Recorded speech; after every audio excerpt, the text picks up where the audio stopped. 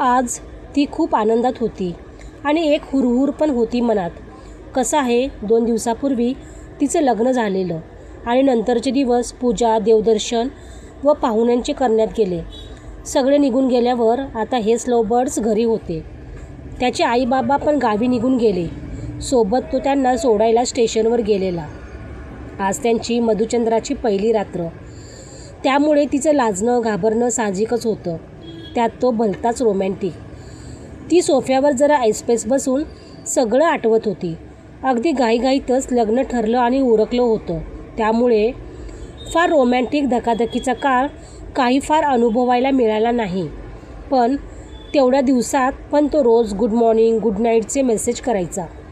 Late जेवली तर रागवायचा, तिची काळजी घ्यायचा, खूप सारे गिफ्ट्स द्यायचा आणि सर्वांसमोर तिला आय लव्ह यू म्हणायचा. आणि हीच लाजून गोरीमोरी व्हायची. त्याला सरप्राईज म्हणून हिने हनीमून स्पेशल शॉपिंग केलेली होती. आता त्याला सरप्राईज द्यायची वेळ होती. तो तसं सांभाळून घेणारा होता. तरी पण रात्रीचे 10 वाजून गेले होते. एव्हाना तो यायला हवा होता. तिने वाट पाहून वॉश घेतला आणि तयारी करत आरशासमोर गुणगुणत उभी राहिली.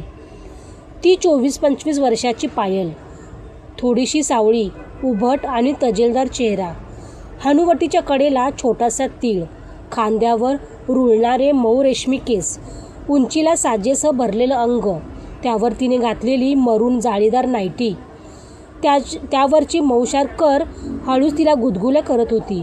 मेहंदीच्या पायावर एक अंकलेट उठून दिसत होतं. हातात नाजूकसं ब्रेसलेट नाजूकशी किणकिण करत होतं. मरून नेल पॉलिश, ब्लॅक आय लायनर, हलका मस्कारा, स्मोकी आयशॅडो, ग्लॉसी मरून लिपस्टिक तिच्या सौंदर्यात अजून भर टाकत होती. आपल्या ओल्या केसांना तिने तसंच मोकळं सोडलं होतं आणि त्याला साईडने एक छोटासा क्लिप लावलेला. अशी सजून धजून ती त्याची वाट बघत हॉलमध्ये घुटमळत होती. त्याची वाट बघून तिचे डोळे दुखायला लागले. इकडे तिकडे बघताना सहज तिचं लक्ष कॅलेंडरवर गेलं. अरे देवा, आज पौर्णिमा आहे. ती अजूनच घाबरली. गावच्या काही गोष्टी तिला आठवायला लागल्या. तिचा जीव खालीवर होत होता. थोड्याच वेळात तो आला. हिचा जीव भांड्यात पडला. जवळजवळ ती त्याच्यावर ओरडलीच. तुला समजत कसं नाही? वाजले बघ किती, त्यात आज पौर्णिमा. किती घाबरली मी. तो मात्र हसतच तिच्याकडे पाहत होता. तिच्या सौंदर्यात तो क्षणभर हरवलाच होता की तिच्या मुसमुसण्याने तो भानावर आला. त्याने तसंच तिला जवळ ओढलं. आपले हात तिच्या कमरेवर गुंडाळले. त्याच्या भारदस्त मिठीत ती सहज सामावून गेली. तिच्या मऊशार गालावर प्रेमाने हात फिरवत त्याने त्याचे ओठ तिच्या कपाळावर टेकले. आता तिच्या रागाचा पारा उतरला होता. अगं वेडू, पौर्णिमेला नाही काही, अमावस्येला भूत फिरतात. आणि तुझ्यासारखी बायको असताना कोणत्या भूताची बिशाद? भूताने बघितलं तर तोच वश होईल तुला. तुला ना काहीतरी सुचतं. त्याला ढकलून ती बेडरूममध्ये पळाली. त्याचा पण मूड आता रोमॅन्टिक झालेला. तिच्या मागे पळत त्याने पण बेडरूम गाठला. ती लाजून खिडकीच्या बाजूला उभी होती. त्याने मागून तिला मिठी मारली. ती लाजली, शहारली. स्वतःला सोडवायचा लटका प्रयत्न करत होती. पण आज काही तिला तो जाऊ देणार नव्हता. त्याने अजूनच मिठी घट्ट केली. आपले ओठ तिच्या मानेजवळ आणले.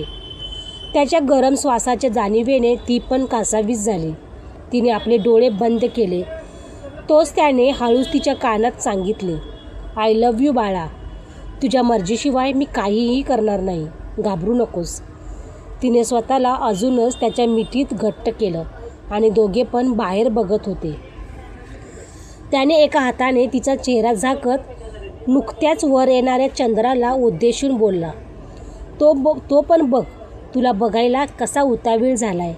तिला यावर चांगलंच हसू आलं. हे बघून ती पटकन वळली आणि तिने आपले हात त्याच्या गळ्यात टाकले.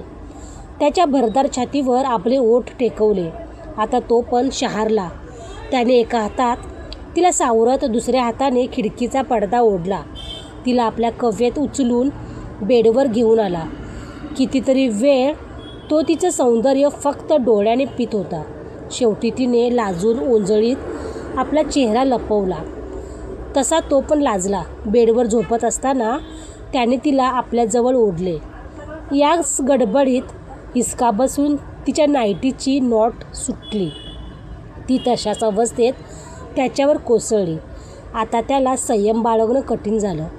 तो सावकाश तिच्या पाठीवरून हळूवार हात फिरवत राहिला. आता ती पण सावरलेली.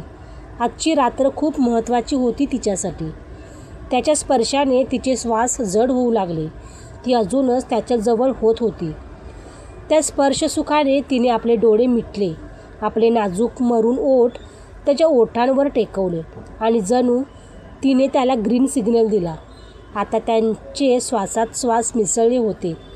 रात्र हळूहळू चढत होती. चंद्र वर येत होता. त्याच्या प्रकाशाने सर्व धरती न्हाऊन निघत होती आणि इकडे ती त्याच्या प्रेमाच्या वर्षावात भिजत होती. तिने आपले ओठ त्याच्या ओठांपासून विलग केले आणि त्याच्या गालावर टेकवले. तो स्वतःला विसरून तिच्या गंधात हरवलेला.